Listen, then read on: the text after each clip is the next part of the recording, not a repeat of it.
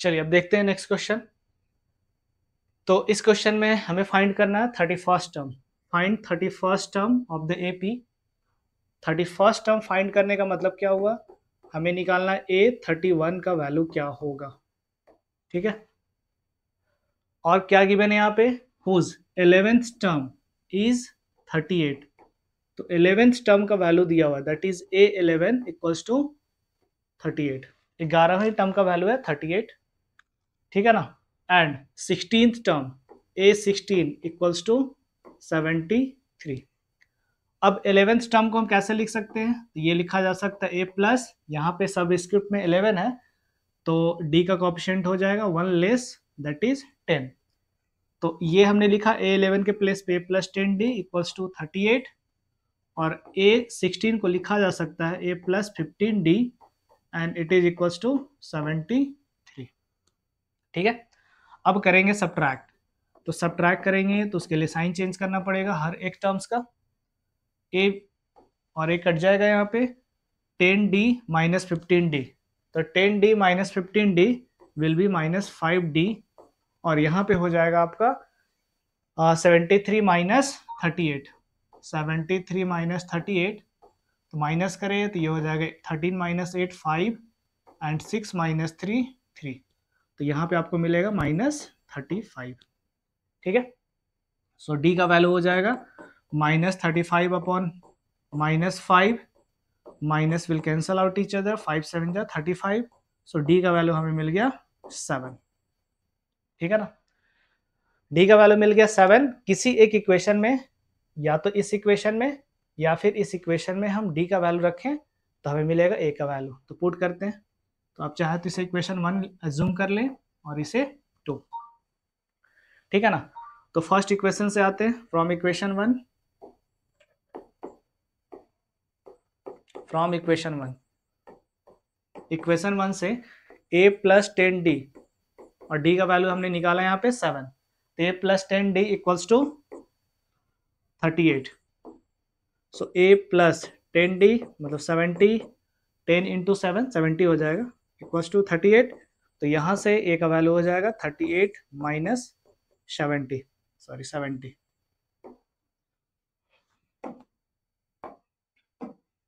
ठीक है, तो a का वैल्यू यहाँ से मिलेगा हमें, ये 70 है, 70 ओके। तो यहाँ से हो जाएगा आपका 30 माइनस 32। ठीक है, so first term minus 32, common difference D. तो हमें फाइंड करना था 31st टर्म, तो 31st टर्म का वैल्यू होगा that is A31 equals to A plus 30D। First term का वैल्यू आया था माइनस 32, यहाँ पे लिख देते हैं, plus 30 into D that is 7, तो माइनस 32 प्लस 210, तो माइनस 32 प्लस 210, तो यहाँ पे सब्ट्रैक्ट कर लेंगे 210 माइनस 32। ठीक है ना, तो ये हो जाएगा 8, सॉरी 10 माइनस 2 8, यहाँ पे 10 माइनस 3 7, तो माइनस 178। ठीक है ना, माइनस 178 आपका हो जाएगा 31st का वैल्यू, मतलब 31st टर्म का वैल्यू हो जाएगा माइनस 170, सॉरी नॉट माइनस, यहाँ प्लस हो जाएगा ना, प्लस ओनली प्लस, तो 172। ठीक है, कोई प्रॉब्लम नहीं इसमें।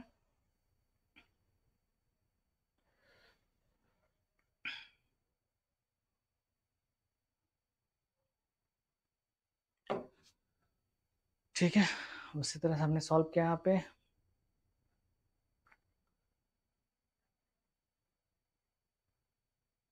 तो आपका 31st टर्म का वैल्यू आ गया माइनस 172।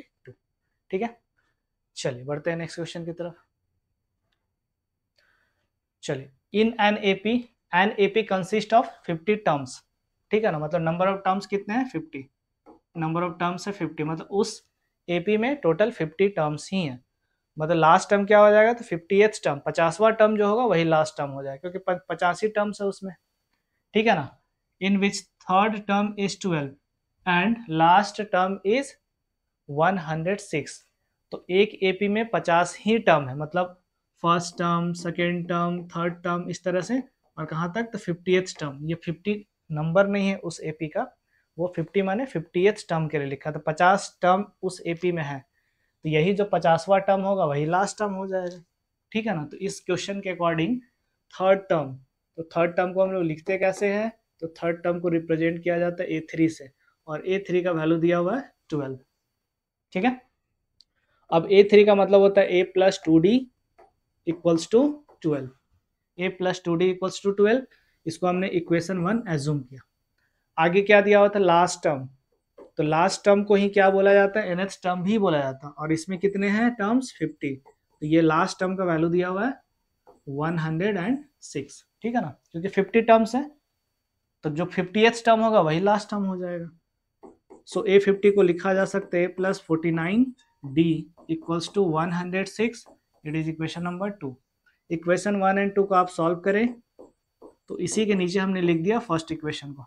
सॉल्व करते हैं, तो साइन चेंज करना पड़ेगा इसका, तो A will cancel out each other, 49D minus 2D, तो ये हो जाएगा आपका 47D इक्वल्स टू, माइनस करेंगे तो ये हो जाएगा 10 माइनस करेंगे 96, 2 माइनस करेंगे 94, ठीक है। तो यहाँ से D का वैल्यू हो जाएगा 94 अपॉन 47, 47 1 जा 47 2 जा 94, ठीक है। तो यहाँ से मिल गया D का वैल्यू 2, ठीक है, D का वैल्यू मिल गया।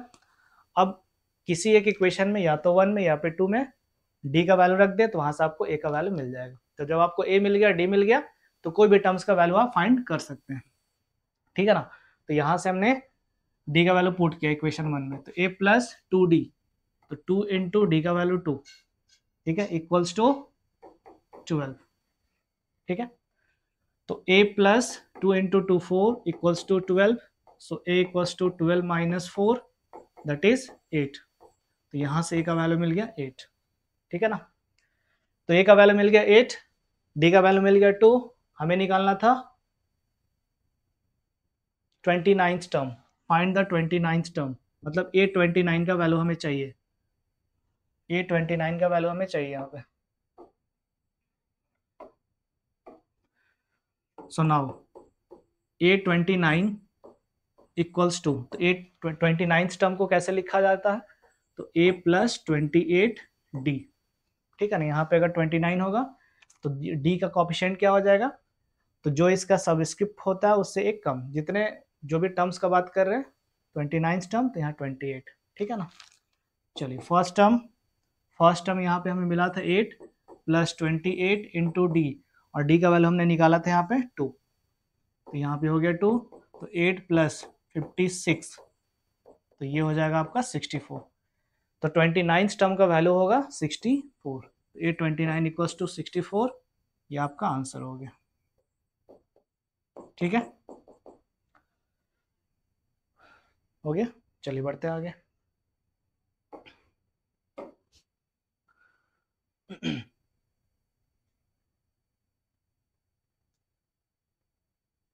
Hmm, 64, ओके, आगे बढ़ते हैं। चलिए अब कुछ क्वेश्चंस करेंगे जो एन वाला जो फॉर्मूला था हमारा N equals to A plus N minus one into D, उससे बेस्ट क्वेश्चन होगा, है ना। तो if the third and ninth term of the AP are 4 and 8 respectively, ठीक है ना, मतलब रिस्पेक्टिवली मतलब थर्ड टर्म का वैल्यू जो पहले लिखा हुआ है वो पहले का वैल्यू है, मतलब पहले टर्म्स का वैल्यू कितना है, पहले वाले के लिए पहला वाला वैल्यू, सेकंड के लिए सेकंड वाला वैल्यू होगा। रिस्पेक्टिवली का मतलब यही होता है, आपको पता होगा ये, ठीक है ना। तो यहाँ पे आते हैं थर्ड टर्म, तो थर्ड टर्म को हम रिप्रेजेंट कैसे करेंगे, तो A3 इक्वल्स टू वैल्यू दिया हुआ है 4, A3 को अगर हम एक्सपेंड करें तो A3 को लिखा जा सकता है A plus 2D equals to 4, ठीक है ना। यहाँ पे 3 है तो यहाँ पे D का ऑप्शन 2 आ जाएगा, ठीक है।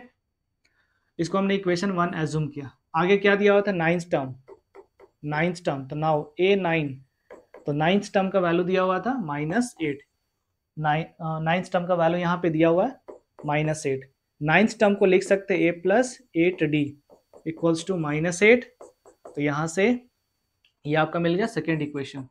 अब सॉल्व करेंगे इक्वेशन 1 और इक्वेशन 2 को,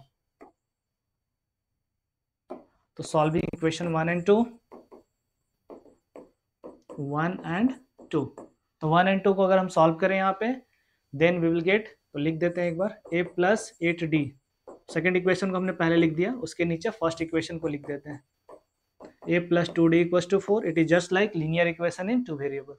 साइन चेंज करते हैं तो ये a से कट जाएगा, 8d minus 2d 6d equals to -8 -4 तो -12। ठीक है, चलिए तो 6 उधर जाएगा तो डिवाइड में आ जाएगा, तो यहाँ से d का वैल्यू हो जाएगा -12/6 और d इक्वल्स टू, तो 6 1 जा 6, 6 2 जा 12 तो -2, तो d का वैल्यू हो गया -2। ठीक है ना। अब यहाँ पे हमने d का वैल्यू निकाल दिया, किसी एक इक्वेशन का यूज करेंगे और वहां से a का वैल्यू फाइंड कर लेंगे। तो from equation 1 we can write a plus 2d equals to 4, a plus 2 into D का वैल्यू -2 हमने यहाँ पे फाइंड किया है इक्वल्स टू 4।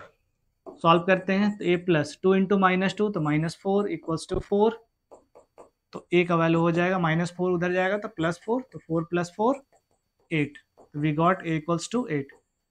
तो हमें मिल गया d का वैल्यू।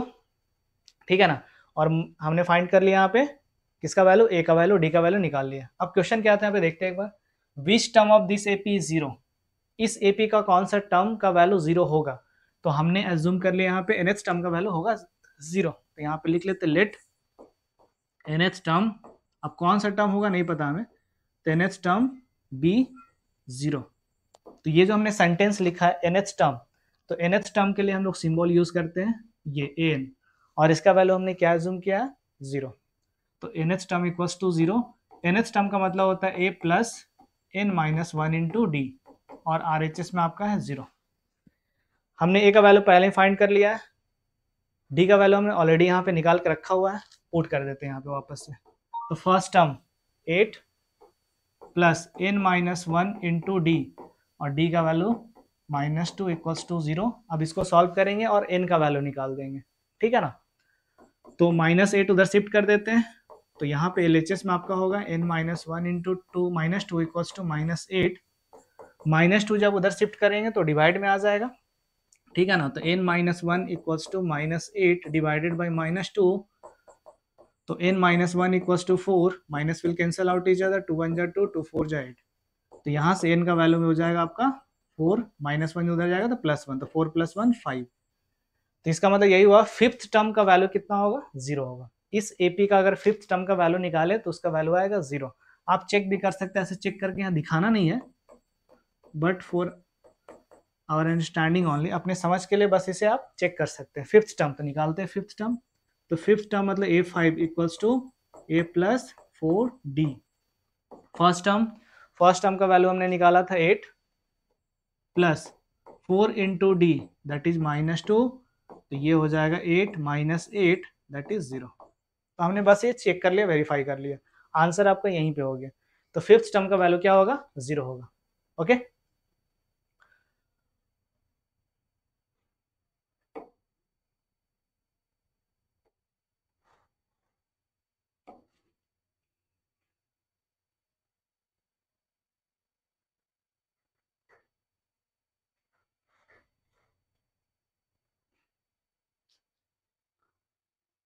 चलिए बढ़ते हैं नेक्स्ट क्वेश्चन में। सेम क्वेश्चन है, the 17th term of the AP exceed it's 10th term by 7। ठीक है ना, तो 17th टर्म जो होगा ना 10th टर्म से 7 ज्यादा है। ठीक है ना, 17th टर्म जो है इस AP के 10th टर्म से 7 ज्यादा है। ठीक है, इसको लिखें कैसे, according to question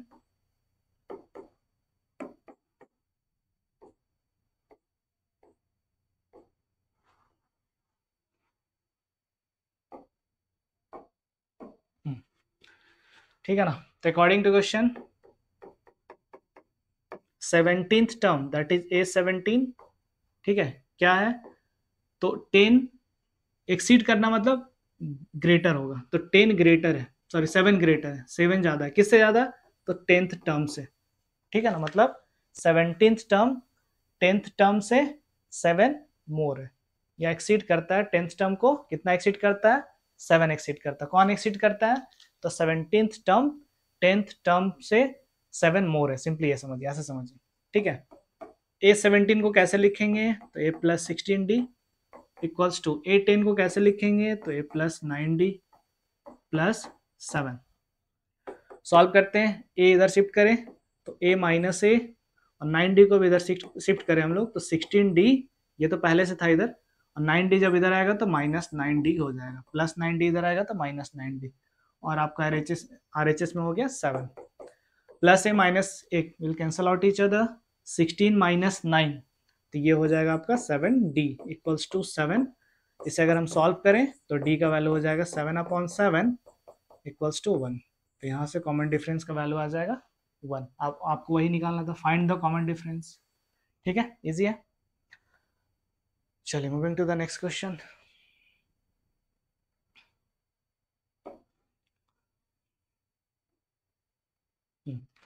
determine the AP, AP find करना है। एपी फाइंड करने का मतलब क्या होता है कि कम उस एपी के सारे नंबर्स को लिखना है। तो सारे नंबर्स को लिखेंगे क्या, नहीं, कम से कम 3 नंबर्स को लिखेंगे, उसके बाद डॉट डॉट डॉट लिख देंगे एंड सो ऑन। ठीक है ना। तो देखते हैं कंडीशन क्या, फाइंड द एपी। तो एपी हमें निकालना है जिसका थर्ड टर्म 16 है और सेवेंथ टर्म जो है फिफ्थ टर्म से 12 मोर है। तो लिखते हैं पहले ना, यहाँ पे लिखते हैं अकॉर्डिंग टू क्वेश्चन। ये गिवन है, क्या गिवन है, तो थर्ड टर्म इज 16। तो थर्ड टर्म को कैसे लिखते हैं, A3। तो A3 का वैल्यू दिया हुआ है 16, तो A3 इक्वल्स टू 16, और A3 को थोड़ा सॉल्व कर लें। A3 को लिखा जा सकता है A plus 2D equals to 16। तो ये हमारा एक इक्वेशन बन गया A एंड D के टर्म्स में। आगे पढ़ते हैं, सेवेंथ टर्म एक्सीड करता है, तो लिख देते हैं now seventh term that is A7 exceed करता है फिफ्थ टर्म को। कितना एक्सीड करता है, 12 एक्सीड करता है। एक्सीड करना मतलब 12 मोर होगा। किससे मोर होगा, तो फिफ्थ टर्म से मोर होगा। कौन मोर होगा, 17th टर्म होगा। ठीक है ना, सेवेंथ टर्म नॉट 17। तो A7 को कैसे लिखेंगे, तो A plus 60 equals to A5 को कैसे लिखेंगे, तो A plus 4D equals plus 12। ठीक है ना, सारे टर्म्स को एक तरफ शिफ्ट करें तो A इधर आएगा तो A पहले से यहाँ पे ये A, और ये A इधर आएगा तो माइनस A हो जाएगा। पहले से यहाँ 6D है, 4D इधर शिफ्ट करेंगे तो माइनस 4D, और आपका उस तरफ बचा 12। ये एक दूसरे को कैंसिल करेगा। ठीक है, फिर यहाँ से हो जाएगा आपका 6D माइनस 4D, तो 6D minus 4D it is 2D equals to 12।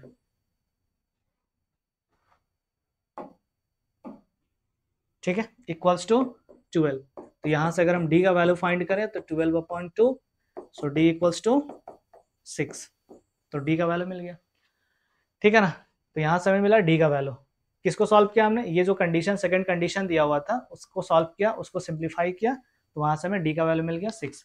मेरे पास ऑलरेडी एक इक्वेशन है, तो उस इक्वेशन में हम D का वैल्यू पुट कर देते हैं। तो फ्रॉम इक्वेशन 1 से, ठीक है ना, from equation 1 we have the equation A plus 2D, 2 into D, D का वैल्यू यहाँ पुट करें 6, तो ये हो जाएगा आपका 16।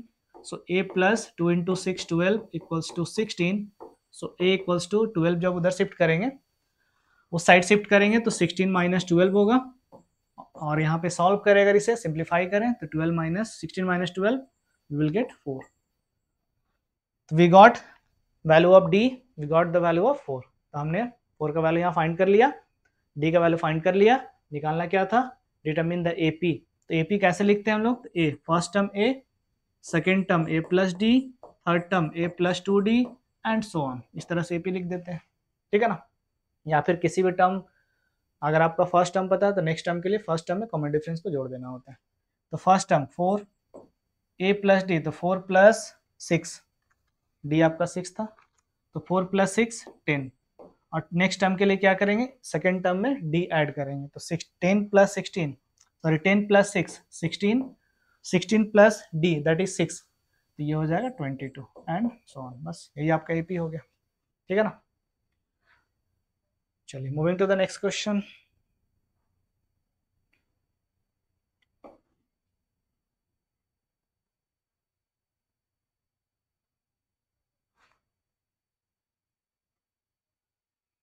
Which term of the AP will be 132 more than its 54th term?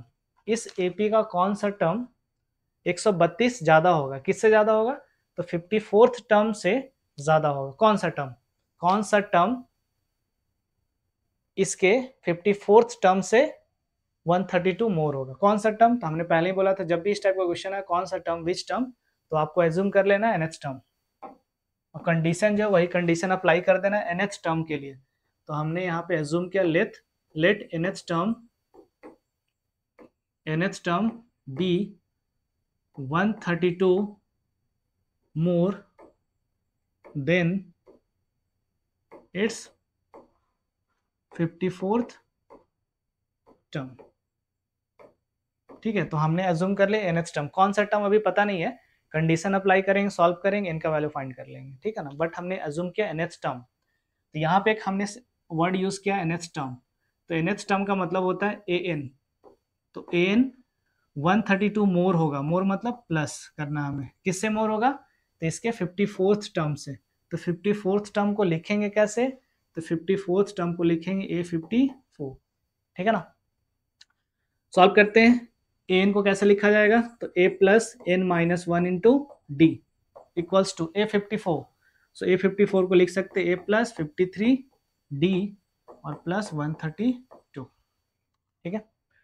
अब इस एपी में आपको a पता है, d पता है। इस एपी में जो सबसे फर्स्ट में लिखा हुआ, सबसे पहला जो लिखा हुआ है वही आपका फर्स्ट टर्म होता है। तो यहाँ से मिला हमें a3, और कॉमन डिफरेंस निकालने के लिए, कॉमन डिफरेंस फाइंड करने के लिए किसी भी टर्म को उसके पहले वाले टर्म से माइनस करते हैं। तो second term is 15 and first term is 3। तो 15 माइनस 3 12।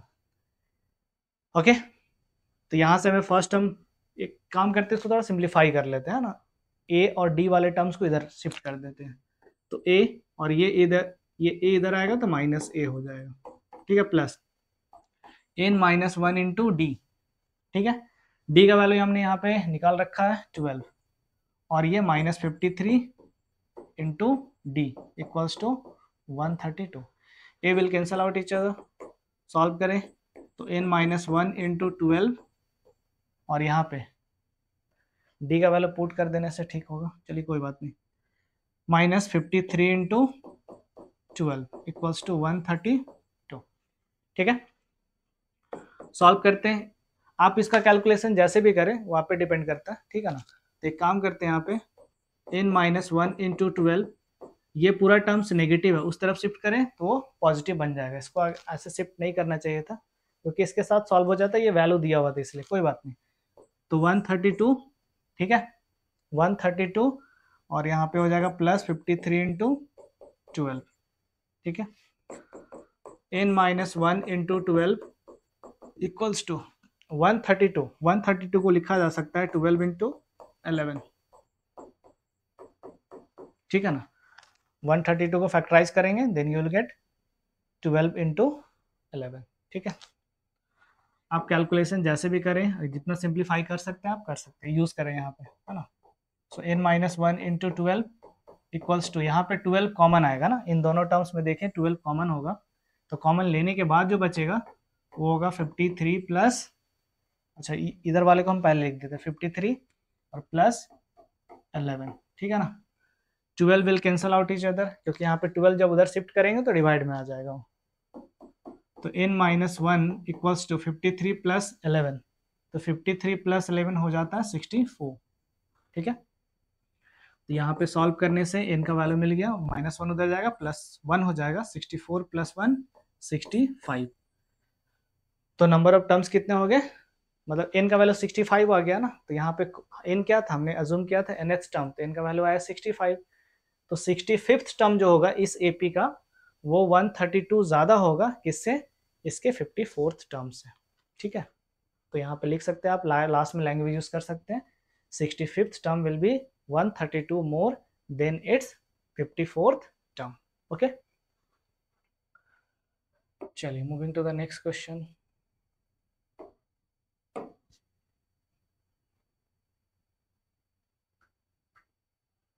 ठीक है,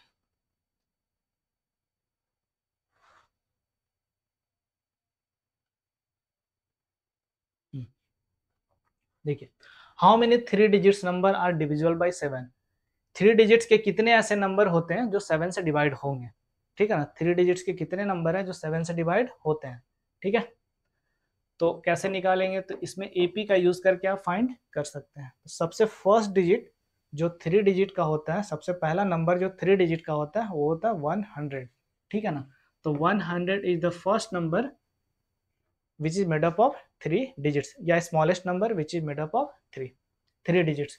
तो स्मॉलेस्ट 3 डिजिट नंबर इज 100, और जो लास्ट 3 डिजिट वाला नंबर होगा वो होगा 999, ठीक है ना। तो हमें तो वैसे नंबर को देखना है जो 7 से डिवाइड होता है। तो क्या 100 7 से डिवाइड होता है? नहीं होता। तो पहला नंबर क्या होगा जो 7 से डिवाइड होगा। तो इसको निकालने का तरीका क्या होता है, तो आप 100 को डिवाइड करें 7 से। अच्छा, लास्ट नंबर क्या 7 से डिवाइड हो रहा है, तो वो भी चेक करेंगे। कैसे चेक करेंगे, तो आप 999 को डिवाइड करें 7 से, ठीक है। डिवाइड करके इसलिए बता रहे क्योंकि बड़ा नंबर आ जाएगा तो आप डायरेक्टली सोच नहीं पाएंगे वहां पे, है ना, इसलिए डिवाइड करके देखना है। तो 7 से डिवाइड करें इसे, 7 1 जा 7 2, और ये 9 जब नीचे आएगा तो ये हो जाएगा आपका 29, 7 4 जा 28, और यहाँ हो गया 1 और ये 9, और 7 2 जा 14, 7 2 जा 14, तो 19 माइनस 14, ये आ गया 5, ठीक है। तो रिमाइंडर आया 5। तो लास्ट नंबर, अगर आपका ऐसा नंबर चाहिए जो इसमें सब्ट्रैक्ट करके लाना हो, मतलब इसमें सब्ट्रैक्ट करके अगर नंबर चाहिए, सब्ट्रैक्ट करने वाला कहानी हो, क्योंकि आप ऐड नहीं कर सकते, इसमें ऐड करेंगे ना तो 1000 बन जाएगा, 1000 4 डिजिट का नंबर है। तो आपको इसमें लास्ट वाले नंबर में सब्ट्रैक्ट करना पड़ेगा, और इसमें सब्ट्रैक्ट नहीं कर सकते हैं, इसमें ऐड करना पड़ेगा, क्योंकि आप एक भी सब्ट्रैक्ट करें, 1 सब्ट्रैक्ट करें तो 2 डिजिट का नंबर बन जाएगा ये, ठीक है ना। तो यहाँ हमें सब्ट्रैक्शन वाला केस है, यहाँ हमारा एडिशन वाला केस है। पहले इसको डिवाइड कर लेते हैं, ठीक है। तो यहाँ पे होगा 7 1 जा 7 3 30, 7 4 जा 28, तो रिमाइंडर आ गया 2। तो यहाँ तो एडिशन वाला केस था, तो ऐड क्या करें, क्या ऐड करें, तो ये जो है डिवाइजर, ये है रिमाइंडर, तो दोनों का डिफरेंस निकालिए, डिवाइजर माइनस रिमाइंडर, या आया 5, तो आपको 5 ऐड करना पड़ेगा, मतलब 5 जब आप इसमें ऐड करेंगे देन यू विल गेट 105। तो 105 पहला नंबर होगा जो 7 से डिवाइड होता है, ठीक है। अच्छा, इसमें माइनस, क्या माइनस करना पड़ेगा, तो जो रिमाइंडर बचा है वही माइनस करना पड़ेगा। तो माइनस वाले केस में जो रिमाइंडर होता है वही माइनस हो जाता है, लेकिन जब एडिशन का कहानी हो तो उस केस में डिवाइजर माइनस रिमाइंडर, ठीक है, जो नंबर आएगा वही आपको ऐड करना होगा, ठीक है। तो 997 माइनस 5 अगर हम करें तो ये हो जाएगा 994, ठीक है। आप इजीली चेक कर सकते हैं कि अगर आप इसे डिवाइड करें किससे, 7 से, तो ये पूरा पूरा डिवाइड हो जाएगा। कैसे डिवाइड होगा, देखिए सब कुछ ऐसे डिवीजन होगा, बस यहाँ जो 9 आ रहा है वहाँ पे आ जाएगा 4, क्योंकि यहाँ 994 हो गया, तो 7 2 जा 14 डिवाइड हो जाएगा, ठीक है ना। हमने जो यहाँ पे 0 लिखा, यहाँ पे 5 आ जाता, ठीक है। तो यहाँ जो 0 था उसकी जगह पे क्या होता, यहाँ पे 7 5 जा, ये 35 हो जाता ना, 35 होता तो 7 5 जा 35, तो डिवाइड हो जाएगा। चूंकि ये 7 से डिवाइड होगा तो नेक्स्ट जो नंबर होगा वो +7 करके आएगा, क्योंकि 7 से डिवाइड होने वाले नंबर में दो कंजुगेटिव नंबर का डिफरेंस कितना होगा, 7। तो नेक्स्ट नंबर कैसे मिलेगा, तो 7 ऐड करके, तो 105 + 7, देन यू विल गेट 112, ठीक है ना। तो ये आ जाएगा 112, ठीक है। अब इसी तरह से आपका सीक्वेंस बनता चला जाएगा। तो ऐसे कितने नंबर्स हैं, मतलब 7 से डिवाइड होने वाले कितने नंबर्स हैं, ठीक है ना। तो हमारा इस एपी, यहाँ से देखना आपको, इस एपी में कितने टर्म्स लिखे हुए हैं, क्योंकि एपी फॉर्म कर रहा है ना, 7 का डेरिवेटिव वाले नंबर हमने लिखा है, तो कॉमन डिफरेंस 7 आएगा, 112 माइनस 105 7। इसके आगे का नंबर लिखते हैं तो भी 7 ही आता, तो एपी फॉर्म कर रहा है, ठीक है ना। तो ये एपी फॉर्म कर रहा है जिसमें आपका फर्स्ट टर्म का वैल्यू दिया हुआ है 105, और कॉमन डिफरेंस है 112 माइनस 105, दैट इज 7। तो common difference is 7 and first term is 105, ठीक है, सही है। और इसमें एक चीज और देखिए, लास्ट टर्म का भी वैल्यू दिया हो, तो लास्ट टर्म को ही हम लोग क्या बोलते हैं, एनएस टर्म बोलते हैं। तो एनएस टर्म का वैल्यू दिया हुआ है 994, ठीक है। चलिए, तो यहाँ पे लिखते हैं एनएस टर्म इक्वल्स टू 994, और एनएस टर्म को एक्सपेंड करें, या फिर एनएस टर्म के लिए जो फॉर्मूला आता है वो होता है a + n - 1 × d equals to 994। तो nth टर्म के लिए एक्सप्रेशन हमने लिखा ये वाला, ठीक है ना। अब देखिए यहाँ फर्स्ट टर्म का वैल्यू, तो फर्स्ट टर्म का वैल्यू गिवन है 105 प्लस n माइनस वन, तो n माइनस वन को हमने ऐसे लिख दिया इनटू d, d का वैल्यू है 7 इक्वल्स टू 994, ठीक है। यहाँ से हमें n का वैल्यू चाहिए, तो 105 को उस तरफ शिफ्ट करते हैं, तो हमारा एक्सप्रेशन जो होगा LHS में वो होगा n minus one into seven, और उस साइड हो जाएगा वो 994 माइनस 105, ठीक है। अब इसे सॉल्व कर लेना, तो 14 माइनस 5 9, 8 माइनस 0 8, 9 माइनस 1 8, और इधर होगा आपका n minus one into seven. चलिए इसे सॉल्व करते हैं।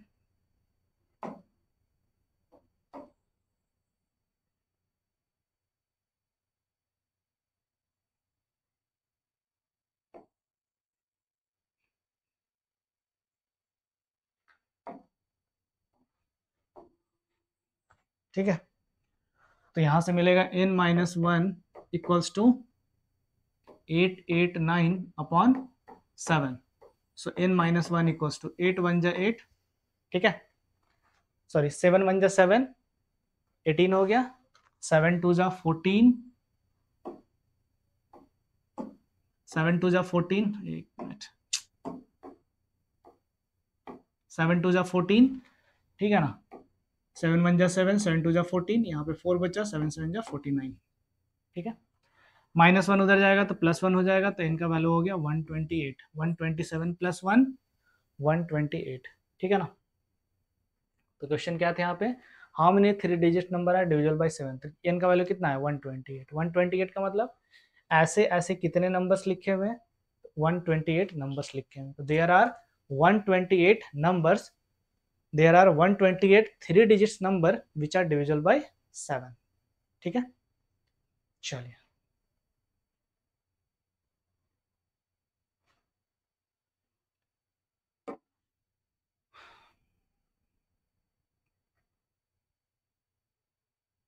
ठीक है, आप चाहे तो इसका स्क्रीनशॉट ले सकते हैं,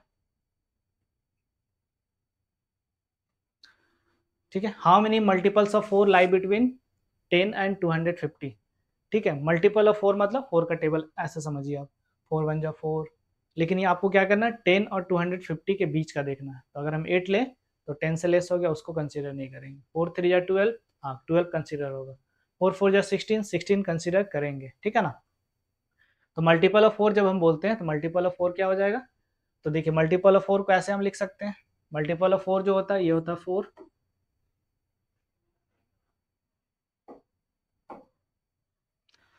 तो मल्टीपल ऑफ 4 इज 4,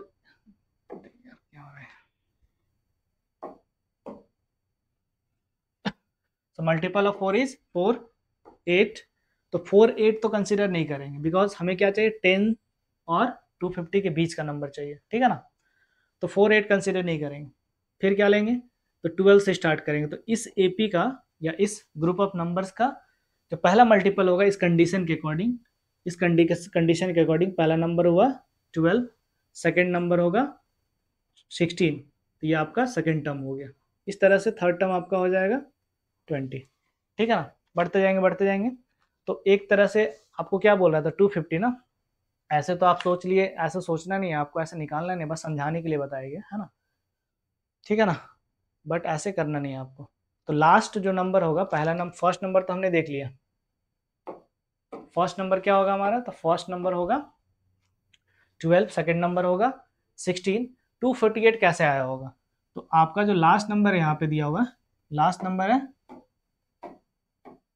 250, तो 250 को आप डिवाइड करें किससे, 4 से, ठीक है ना, तो 4 6 जा 24 और 4 2 जा 8, तो रिमाइंडर आ गया 2, तो हमें क्या करना होगा, माइनस वाला केस है, तो माइनस जब करना होता है तो जो रिमाइंडर बचता है वही माइनस करना होता है, तो 250 माइनस 2 248, तो लास्ट नंबर होगा 248, ठीक है ना। तो इस एपी, ये एपी फॉर्म कर रहा है ना, क्योंकि कॉमन डिफरेंस होगा 4, 16 माइनस 12 4, 20 माइनस 16 4, तो इस एपी में फर्स्ट टर्म आपको पता है 12, common difference is 16 minus 12 that is 4, and last term that is nth term भी इसे में बोलते हैं, इसे हम लोग बोलते हैं लास्ट टर्म भी बोलते हैं, नेक्स्ट टर्म भी बोलते हैं, जनरल टर्म भी बोलते हैं, सबका मतलब एक ही है। 248 nth टर्म का वैल्यू यूज करते हैं, nth टर्म इक्वल्स टू 248, और इसके लिए जो फॉर्मूला हम लोग लिखते हैं ये होता है a plus n minus one into d equals to 248, first term 12 n minus one into D, और डी का वैल्यू आपका 4 इक्वल्स टू 248। ठीक है, सॉल्व करें अगर हम तो n minus one into four equals to 248 minus 12, ये टू प्लस 12 जब उधर जाएगा तो माइनस 12 हो जाएगा। ठीक है ना, माइनस करते हैं तो ये हो जाएगा 236। ठीक है, 236, और यहाँ पे होगा n minus one into four equals to 236, तो n minus one equals to 236 divided by 4।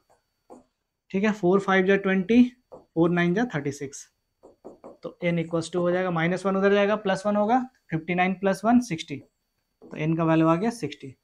तो पूछ रहा था कितने ऐसे मल्टीपल है, तो there are 60 multiples lying between 10, 60 multiples of 4 lying between 10 and 250। Okay,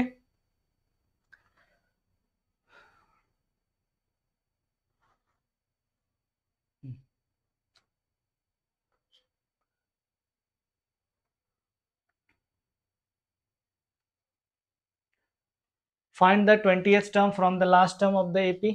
तो लास्ट से मतलब इधर से इसको आप फर्स्ट टर्म काउंट करें, इसके पहले वाले को सेकंड टर्म काउंट करें, उससे पहले वाले को थर्ड टर्म काउंट करें। ठीक है, तो लास्ट से 20th टर्म कौन सा होगा इसमें। ठीक है ना, लास्ट से 20th टर्म कौन सा होगा यहाँ पे। ठीक है, तो एक काम करते हैं ना, 20th टर्म कौन सा होगा लास्ट है, उसके लिए क्या करते हैं ना, इस एपी को हम पलट के लिख देते हैं। ठीक है, तो इसी एपी को हम पलट के लिखे तो ये होगा 253 डॉट डॉट डॉट, उसके बाद 13 8 एंड 3। तो एपी को हम जब रिवर्स डायरेक्शन में लिखें, ठीक है, तो वो हो गया कुछ ऐसे। अब ये जो एपी हमारा, ये भी तो एपी ही फॉर्म कर रहा, ये भी तो एपी ही फॉर्म कर रहा, तो इस एपी का अगर हम 20th टर्म निकाल दें तो इधर से 20th टर्म, लेकिन इस एपी के लिए लास्ट से 20th टर्म हो जाएगा। ठीक है ना, तो इस एपी के लिए फर्स्ट टर्म जो आया वो हुआ 253। ठीक है, कॉमन डिफरेंस निकालते हैं, तो कॉमन डिफरेंस तो कहीं से भी निकाल सकते हैं।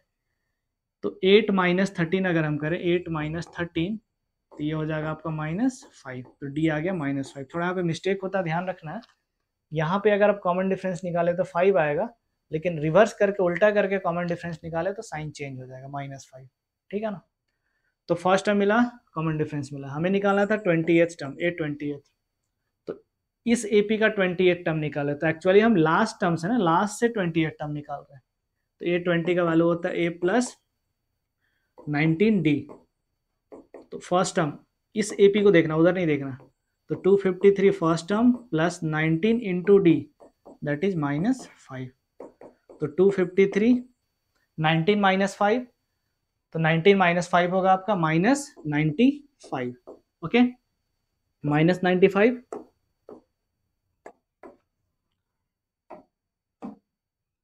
हाँ, सॉल्व करते हैं, कितना हो जाएगा ये 8 14 minus 9, 14 minus 9 that is 5 and 158। ठीक है ना, तो ये सॉल्व करें तो ये आ जाएगा 158। ठीक है, ठीक है, तो आपका 20th term from the last, last से 20th टर्म का वैल्यू कितना होगा, 153 हो जाएगा। सही है, चलिए बढ़ते हैं आगे।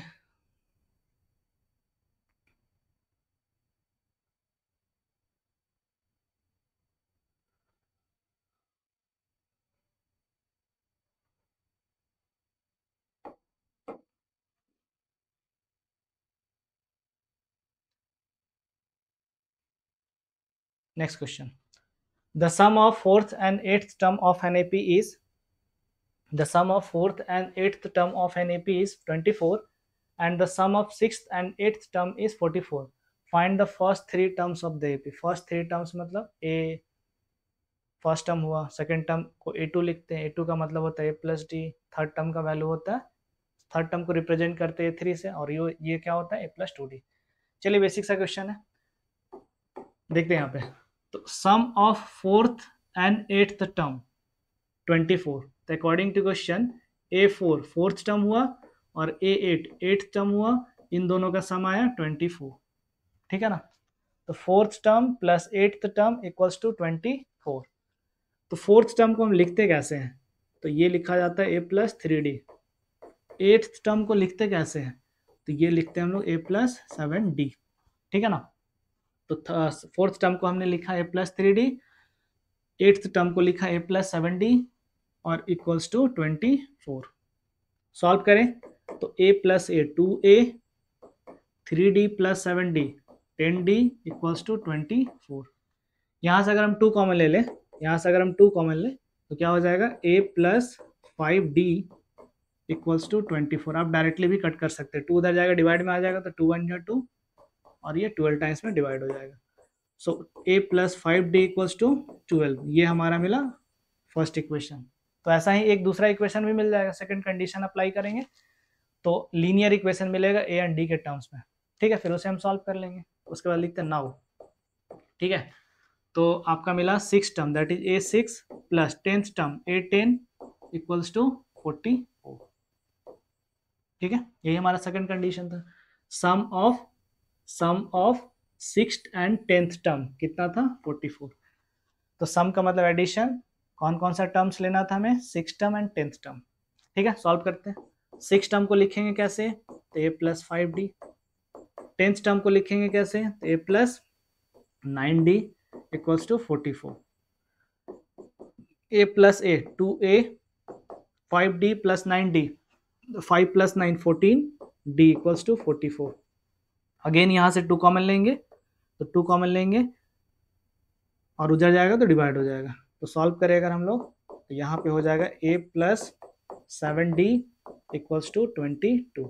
It is our second equation. तो हमें 2 इक्वेशन मिल गया, 2 इक्वेशन मिला, ठीक है। हमें 2 इक्वेशन यहाँ पे मिल गया है, एक मिला है a plus 5d equals to 12 और दूसरा इक्वेशन मिला है a plus 7d equals to 22। अब it is just like linear equation in 2 variable. अब इन दोनों इक्वेशन को सॉल्व करेंगे और a एंड d का वैल्यू फाइंड कर लेंगे, ठीक है ना। तो सॉल्विंग इक्वेशन 1 एंड 2। तो फर्स्ट इक्वेशन था हमारा a plus 5d equals to 12 और सेकेंड इक्वेशन था a plus 7d equals to only 22। आप इसको ऊपर उसको नीचे भी लिख सकते हैं, कोई दिक्कत नहीं है उसमें, बस आंसर सेम ही आएगा, साइन का डिफरेंस। मतलब यहाँ पे माइनस करें तो एक जगह प्लस आता है, एक जगह माइनस आता है, बस यहाँ पे चेंज हो जाएगा वही, है ना, ठीक है। बस ऊपर नीचे करते तो बस साइन का डिफरेंस होता, बट आंसर सेम ही आता, आंसर पे कोई फर्क नहीं पड़ता, ठीक है। तो साइन चेंज करते हैं, ए कट जाएगा, 5d माइनस 7d तो 2d माइनस 2d, 12 माइनस 22 तो माइनस 10, ठीक है ना। अगर उल्टा लिखते तो क्या होता है, 2d इक्वल्स टू 10 आता। चलिए d का वैल्यू होगा minus 10 divided by minus 2, minus minus cut जाएगा यहाँ पे, 2 5 जा 10, ठीक है, 2 5 जा 10। तो d का वैल्यू हो गया 5, ओके। किसी एक इक्वेशन में हम d का वैल्यू पुट कर देते हैं, किसी एक इक्वेशन में, फर्स्ट इक्वेशन में ही पुट करते हैं, तो लिखते हैं फ्रॉम इक्वेशन 1, इक्वेशन 1 से a प्लस 5d, तो 5 इंटू 5 इक्वल्स टू 12। तो यहाँ से a plus 5 into 5 25 equals to 12, 25 उधर शिफ्ट करेंगे तो माइनस 25 हो जाएगा। तो यहाँ से a equals to 12 minus 25, then we will get minus 13। तो a का वैल्यू मिल गया माइनस 13, d का वैल्यू मिल गया 5। आपको करना क्या था, फर्स्ट 3 टर्म्स आपको लिखना था यहाँ पे, फर्स्ट 3 टर्म्स, ठीक है ना। तो चलिए लिखते हैं यहाँ पे first 3 terms.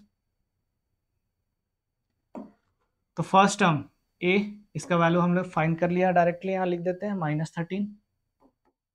Second term a2, तो ये होता है a प्लस d, तो a माइनस 13 और प्लस कॉमन डिफरेंस, तो हमने यहाँ पे निकाला था 5, देखिए कॉमन डिफरेंस हमने 5 निकाला था। फर्स्ट टर्म था माइनस 13, यहाँ पे माइनस 13, तो minus 13 plus 5, so it will be minus 8, तो a2 हो गया माइनस 8। a3, तो आप a2 में ऐड कर दें कॉमन डिफरेंस को, तो आपका a3 मिल जाएगा, या फिर a3 को ऐसे भी लिख सकते हैं, कैसे, तो a plus 2d। Second term minus 8, second term minus 8 plus common difference 5, सो -8 + 5 तो -3। ठीक है, तो फर्स्ट 3 टर्म्स क्या क्या हो गया यहाँ पे, तो फर्स्ट 3 टर्म्स हो गया आपका, देखिए -13 -8 -3, ये फर्स्ट 3 टर्म्स हो गया एपी का। ठीक है, चलिए moving to the next question.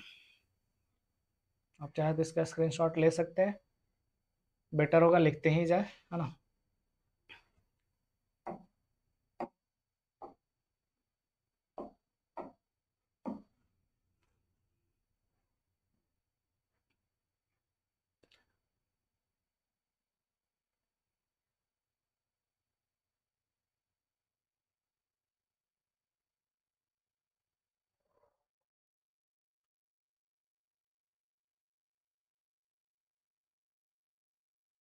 चलिए, now two APs have the same common difference, दो एपी है जिसका कॉमन डिफरेंस क्या है, सेम है। ठीक है, दो एपी है जिसका कॉमन डिफरेंस सेम है, the difference between their 100th term is 100, मतलब दो एपी है मेरे पास। ठीक है ना, तो पहले एपी के लिए जो nth टर्म होगा उसको हम लोग A N small A N लिख देते हैं, स्मॉल ए और एन, और दूसरे एपी का जो nth टर्म होगा उसको हम कैपिटल ए इंटू एन लिख देते हैं। ठीक है, तो आपको पता होगा nth टर्म को लिखते कैसे हैं।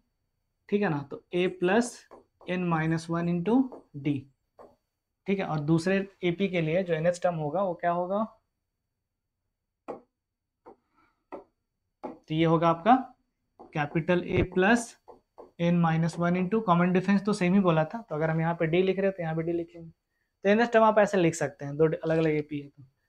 ठीक है, अब देखते कंडीशन क्या है, the difference between their 100th term, इस एपी का 100 टर्म और इस एपी का 100 टर्म को माइनस करें तो वो डिफरेंस आ जाता है 100, अकॉर्डिंग टू क्वेश्चन। ठीक है ना, स्मॉल ए 100, मतलब इस एपी का 100 टर्म माइनस इस एपी का 100th टर्म, ये आ जाता है आपका 100 इस क्वेश्चन के अकॉर्डिंग। ठीक है, सॉल्व करते हैं, ए 100 का मतलब क्या होगा, तो ए प्लस 99 डी माइनस यहाँ पे ए कैपिटल ए, दूसरे एपी का जो फर्स्ट टर्म है उसको हम लोग कैपिटल ए एज्यूम किया है, और प्लस 99 डी, कॉमन डिफरेंस तो दोनों के लिए सेम था तो यहाँ पे हमने डी लिखा, तो यहाँ पे डी ही लिखेंगे क्योंकि दोनों एपी का कॉमन डिफरेंस सेम है, यहाँ पे बोला गया same common difference equals to 100। ठीक है, सॉल्व करते हैं, तो A plus 99 D minus capital A minus 99 D equals to 100, तो 99 D will cancel out each other, तो यहाँ से आ जाएगा a minus capital A equals to 100, और ये इक्वेशन हमने किया एज्यूम 1, इस इक्वेशन को हमने 1 एज्यूम कर लिया, इक्वेशन नंबर 1। ठीक है, क्या निकालना है, what is the difference between their 1000th term, तो 1000वें टर्म का डिफरेंस क्या होगा दोनों एपी के लिए, तो पहले टर्म के लिए हमने यूज किया a 1000, small a 1000 minus capital ए 1000, इसका वैल्यू कितना होगा ये हमसे पूछा जा रहा, क्या होगा इसका वैल्यू, तो ए 1000 को कैसे लिखेंगे, तो ए प्लस 999 डी, 1000 से एक कम डी का कॉफिशिएंट होगा, माइनस अब इसके लिए तो ए प्लस 999 डी, दोनों जगह डी सेम यूज करेंगे क्योंकि कॉमन डिफरेंस सेम था। अच्छा, यहाँ पे कैपिटल ए यूज करेंगे ना, यहाँ पे कैपिटल ए, तो A plus 999 D minus bracket open करेंगे तो minus plus A minus A हो जाएगा, और प्लस 999 डी माइनस 999 डी हो जाएगा, ये एक दूसरे को कैंसिल आउट कर देगा, तो यहाँ से हमारा आ जाएगा A minus small A minus capital A, तो जो हमें डिफरेंस चाहिए था, जो हमें डिफरेंस चाहिए था यहाँ 1000, तो जो हमें डिफरेंस चाहिए था उस डिफरेंस को सिंप्लीफाई किया हमने, जो तो ये आ रहा है ए माइनस ए, तो ए माइनस ए का वैल्यू हमने पहले ही फाइंड करके रखा हुआ है, तो ये कितना होगा 100। ठीक है ना, तो यहाँ पे देखिए कोई भी टर्म निकाले, कोई भी टर्म का डिफरेंस निकालेंगे ना तो वो हमेशा क्या आएगा, फर्स्ट टर्म के डिफरेंस के इक्वल ही आएगा। ठीक है, 1000 टर्म का डिफरेंस निकाले, 999 टर्म्स का डिफरेंस निकाले, 2000 टर्म का डिफरेंस निकाले, सेम ही आएगा। ठीक है, इस क्वेश्चन के लिए बढ़ते आगे।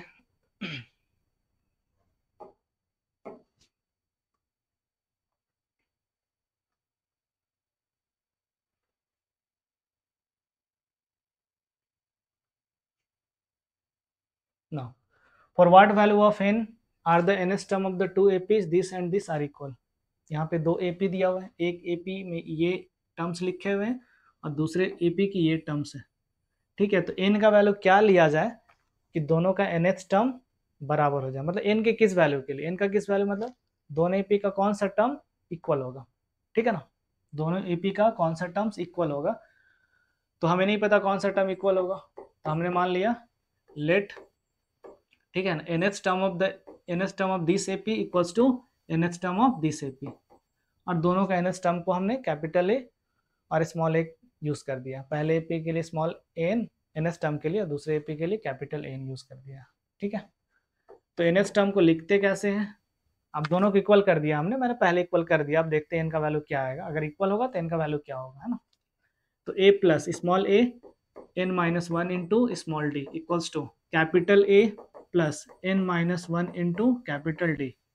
दो डिफरेंट डिफरेंट एपी था, इसलिए हमने दो अलग अलग सिंबल यूज कर दिया first term and common difference के लिए, small A and capital A, small D and capital D. तो पहले एपी से देखिए, फर्स्ट टर्म का वैल्यू है 3 plus n minus one into D, तो पहले एपी से डी का वैल्यू तो 65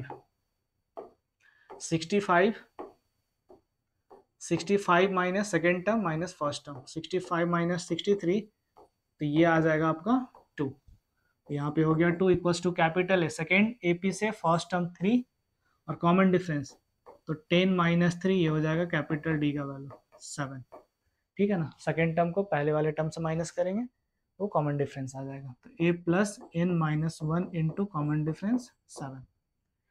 अब इस एक्सप्रेशन में देखें आप तो केवल और केवल एक ही वेरिएबल है n, सॉल्व करके आप n का वैल्यू इजीली फाइंड कर सकते हैं। यहाँ पे सॉल्व करते हैं, 63 प्लस इस 2 को इसके साथ मल्टीप्लाई करें और इसके साथ मल्टीप्लाई करें तो ये हो जाएगा 2n माइनस 2, इधर भी ऐसा ही, इस 7 को इसके साथ 7 को इसके साथ, तो 7n माइनस 7, ठीक है ना। सॉल्व करते हैं तो 2n को उधर ले जाते हैं, मतलब n वाले टर्म्स को उधर शिफ्ट कर देते हैं, बाकी सारे टर्म्स को इधर ले आते हैं, तो 63 माइनस 2 तो ये हो जाएगा 61, 3 माइनस 7 अगर हम इसे पहले सिंप्लीफाई कर लें तो 3 माइनस 7 तो माइनस 4, और माइनस 4 जब इधर आएगा तो प्लस 4 इक्वल्स टू 7n, ठीक है। 61 प्लस 4 तो 61 प्लस 4, ये कुछ मिस्टेक हो रहा है, अच्छा 2n उधर गया था ना तो माइनस 2n हो जाएगा, हाँ अब सही हो गया, तो ये हो गया 65 इक्वल्स टू 5n, 5 इधर आएगा डिवाइड में हो जाएगा, 5 वन जा 5, 5 वन जा 5, 5 थ्री जा 15, सो 13 इक्वल्स टू n, ठीक है। 13 equals to n, 13 equals to n, तो n का वैल्यू कितना आ गया 13, मतलब इस एपी का 13th टर्म इस एपी का 13th टर्म दोनों क्या होगा इक्वल होगा, ठीक है ना। तो दोनों एपी का 13th टर्म इक्वल होंगे, सही है बस।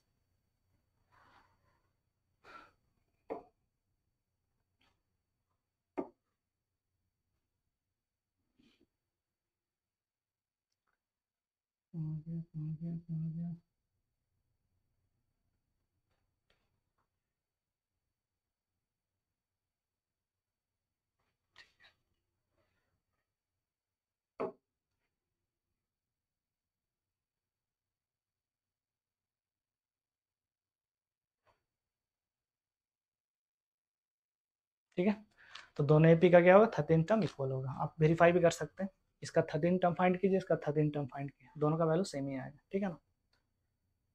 चलिए moving to the next question. अब यहाँ से कुछ वर्ड प्रॉब्लम्स है, ठीक है, तो इसको हम लोग डिस्कस करेंगे।